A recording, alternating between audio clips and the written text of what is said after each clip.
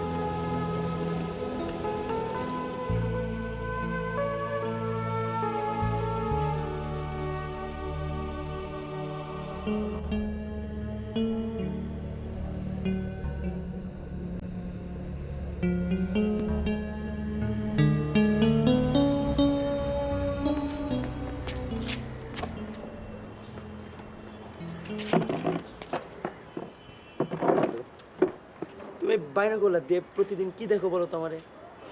আমার সময়ের মানুষ। সময়ের মানুষ এটা বলি।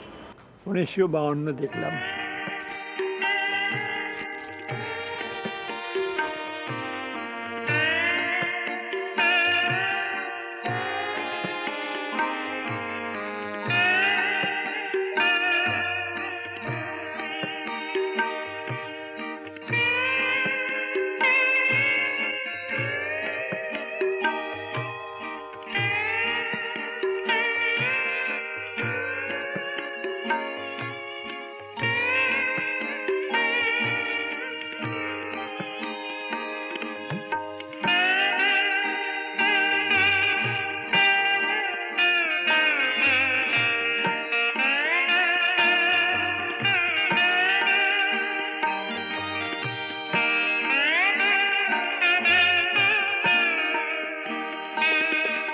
দাদু, আজকে আমাকে একটা 52 সুন্দর গল্প শোনাতো।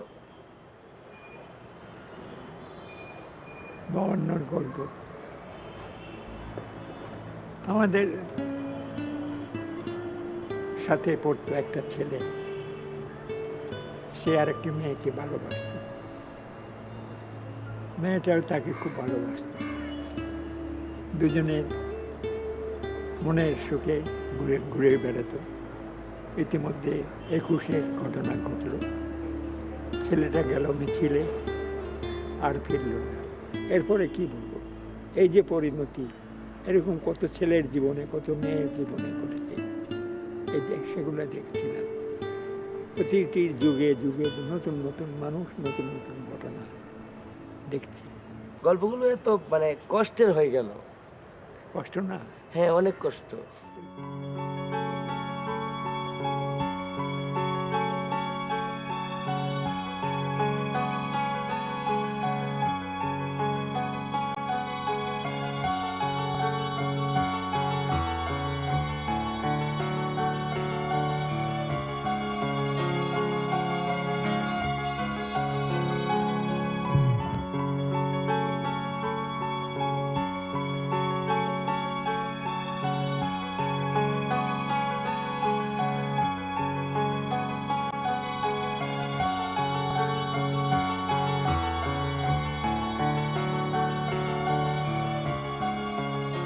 তবে আমি যতটুকু জানি দাদু, তুমি শুধু ভাষা সৈনিকই নও, তুমি একজন মুক্তিযোদ্ধাও।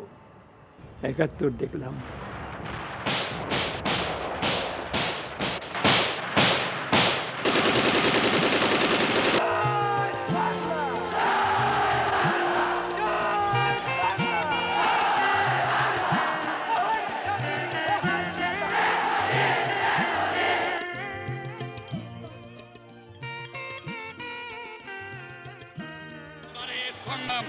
আমাদের মুক্তির সংগ্রাম, এবারের সংগ্রাম স্বাধীনতার সংগ্রাম।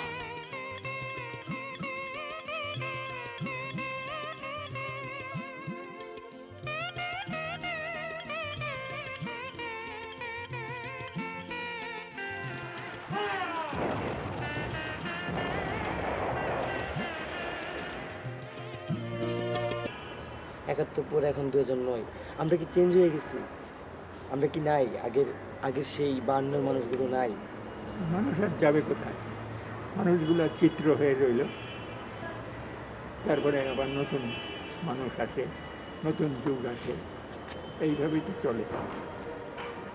কিন্তু এই সময়ের যে পার্থক্য, ডিস্টেন্স, এই ডিস্টেন্সটা আমার কাছে অবাক লাগে।